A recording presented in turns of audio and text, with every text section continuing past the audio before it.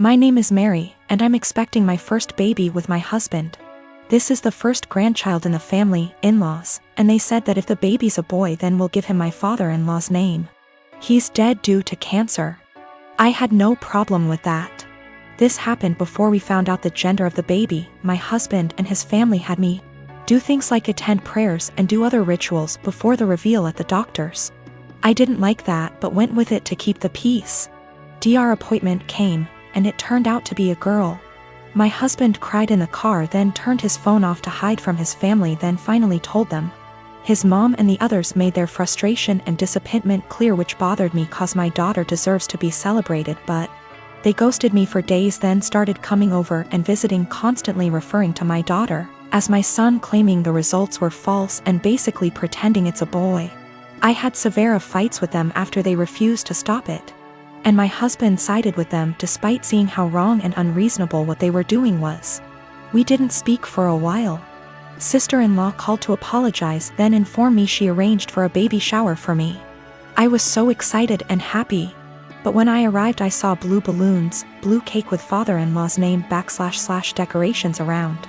I was so confused I had to sit down. Sister-in-law explained they were still hoping the gender results are false and it's a boy. I looked at my husband and he agreed with her.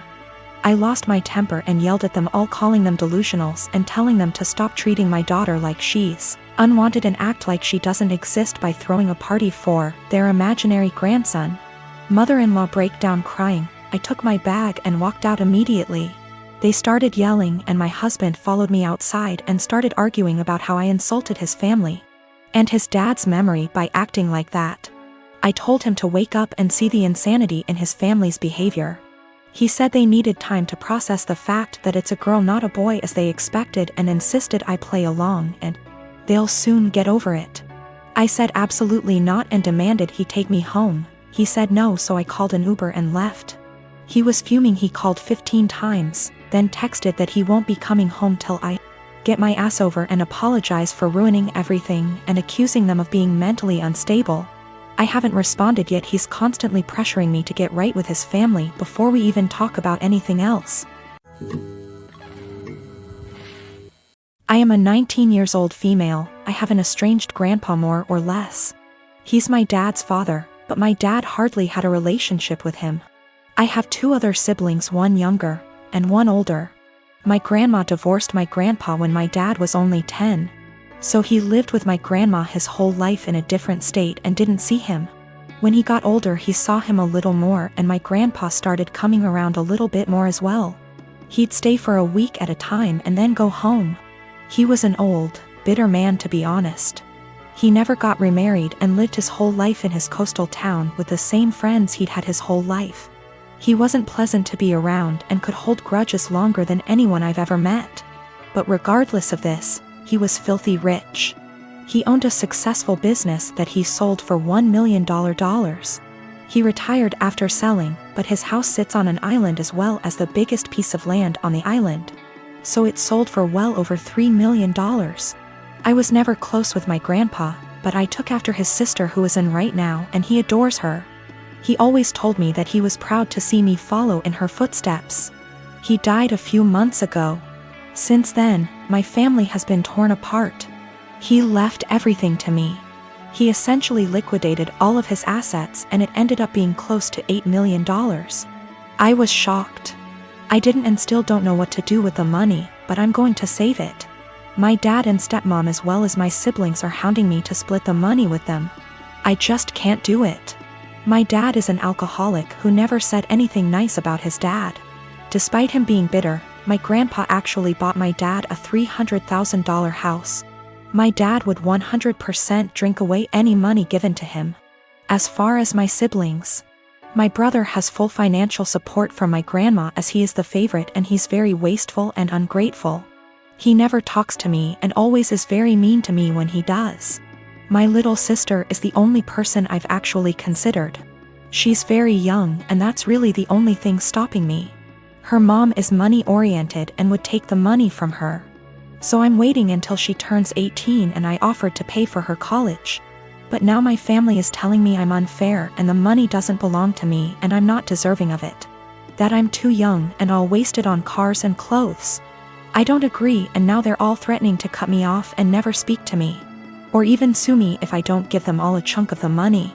I don't know what to do, and I'm buckling under pressure here.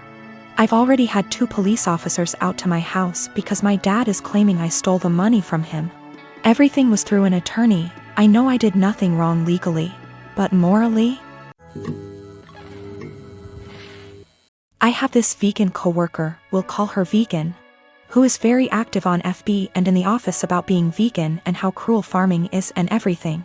Each to their own. I don't necessarily disagree with her views on animal cruelty, but here's the thing, I'm a hunter. Not a trophy hunter, but I do shoot feral pigs, rabbits, ducks, introduced, classified game ducks, and foxes, and I fish too. All except for the fish are classified as pests.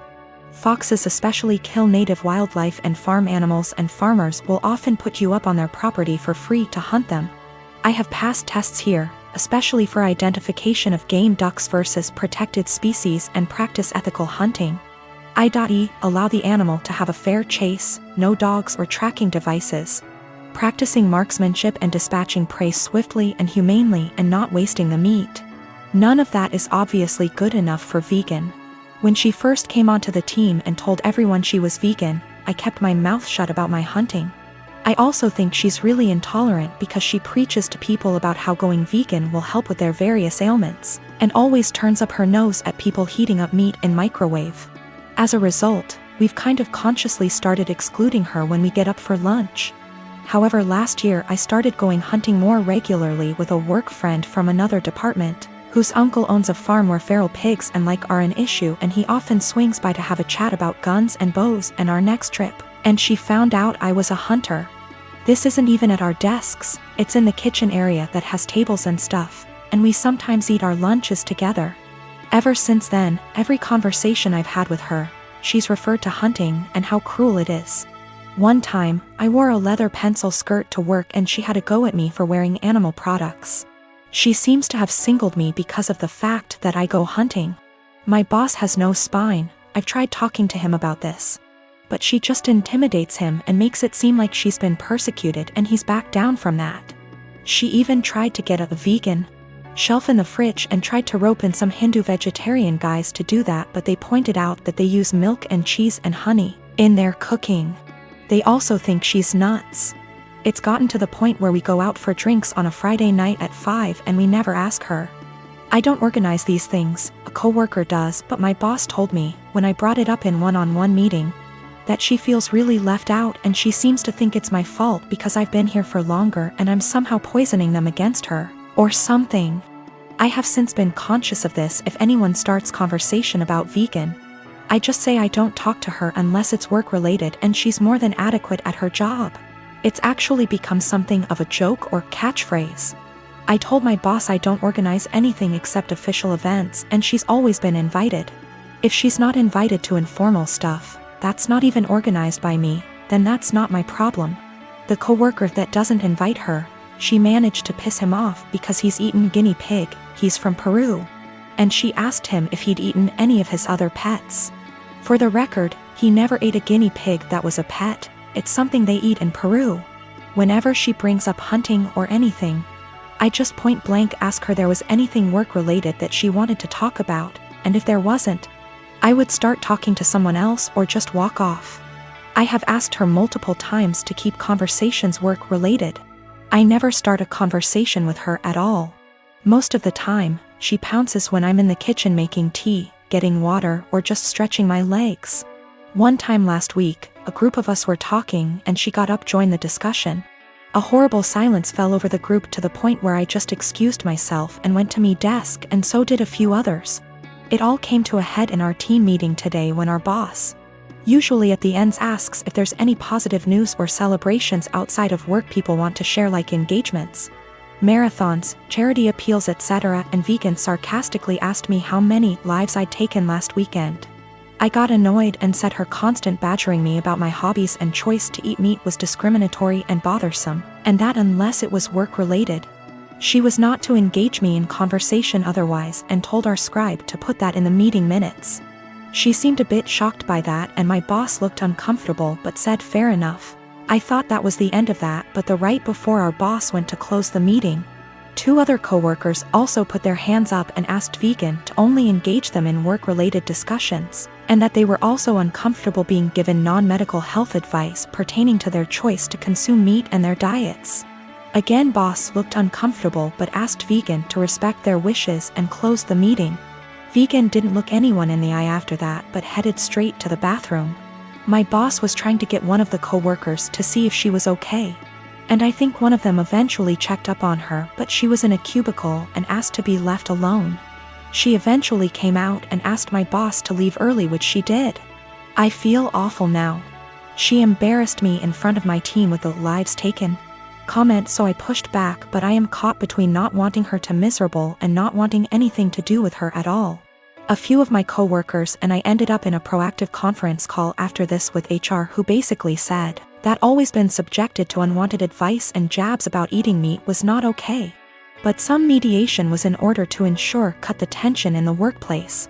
The HR rep then called my boss, who explained what happened in the team meeting and complaints that we'd made one-on-one etc., but then he went into a meeting room and didn't hear the rest of discussion.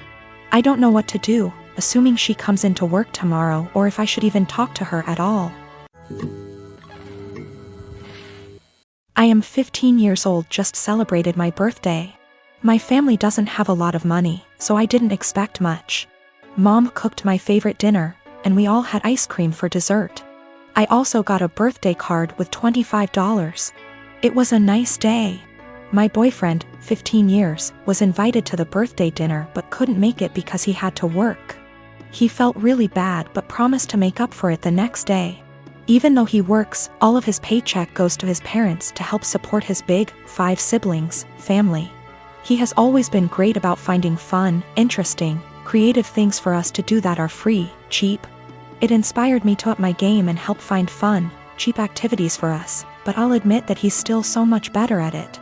So, while I absolutely was not expecting a gift, I was definitely looking forward to whatever he imagined up for our day. There's a bakery I love, but it's over an hour away from where we live. The desserts are delicious, but expensive. I often talk about this one cupcake I love from that bakery, but I can only enjoy it when I'm in the city and can afford it. He doesn't have a car, so he had to take a train, then walk, then take a train back to get me my favorite cupcake for my birthday. He also planned a historic walk of our town, with a bunch of obscure history he'd researched that I didn't know about. It was awesome. I asked to go home to put the cupcake in the fridge while we walked so it would be nice and fresh for me later.